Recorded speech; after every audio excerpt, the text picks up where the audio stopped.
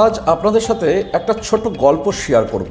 গল্পটা হচ্ছে এক ভিখারির, যে কিনা সারাদিন রাস্তাঘাটে ফুটপাতে বিভিন্ন জায়গায় এসে ভিক্ষা করে বেড়াতো এবং তার কাছে ছিল একটা নোংরা খুবই নোংরা টাইপের একটা থালা, এবং সেই থালার মধ্যে কয়েকটা কয়েন থাকতো এবং সেই কয়েনগুলোকে নাচিয়ে নাচিয়ে সে বিভিন্ন জায়গায় সে ভিক্ষা করতো। কেউ পাশ দিয়ে চলে যেত, সে সামান্য কিছু ভিক্ষা দিত বা কেউ দিত না।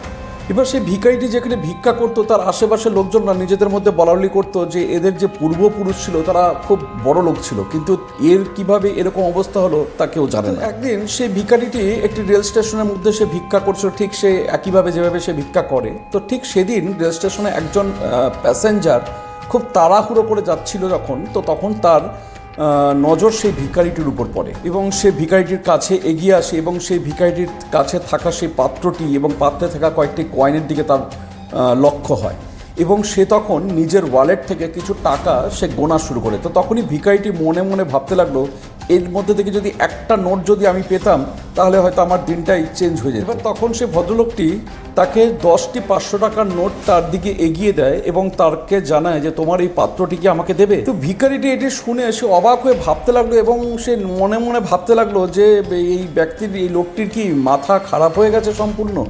তো সে ভদ্রলোকটি আর তাড়াহুড়োর মধ্যে ছিল, সে দেরি না করে তো তখন তাকে আরও 10টি 500 টাকার নোট দিয়ে তার দিকে এগিয়ে গিয়ে বলে যে এবার কি তুমি আমাকে দেবে ওই পাত্রটি।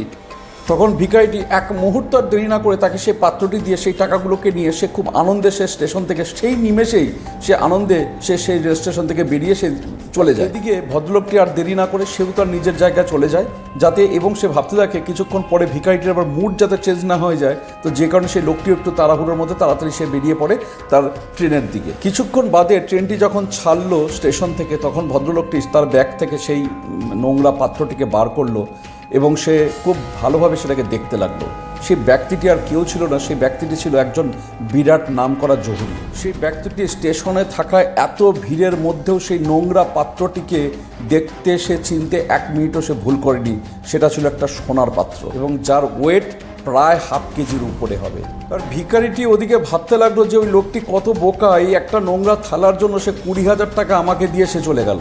গল্পটি এখানেই শেষ, তবে মনে রাখবেন গল্পটি না ওই ভিখারির, না ওই ব্যক্তির, না ওই থালাটির। গল্পটি হচ্ছে আমার এবং আপনার সাধারণ লাইফের। আমরাও কখনো আমাদের ভ্যালু আমরা বুঝতেই পারি না, ঠিক ওই থালাটির মতো। আমরা শুধুই ভাবতে থাকি আমার দ্বারা কী বা হবে, আমার ভাগ্য এতটা নেই, আমার কপালে যতটুকু আছে ততটাই হবে, এতটাও কি আমার দ্বারা সম্ভব নাকি, এই সবই আমরা শুধু ভেবে যাই। কখনোই আমরা আমাদের নিজেদের ভ্যালু আমরা বুঝতেই পারি না, না আমরা কখনো বোঝার চেষ্টা করি। আর এই কারণে এই পৃথিবীও আমাদের ভ্যালু বোঝে না। তাই প্রত্যেককে এই জীবনের ভ্যালু বুঝতে হবে, কারণ আমরা অনেক ভাগ্যের পরে মনুষ্য জীবন আমরা লাভ করি, যা খুবই দুর্লভ।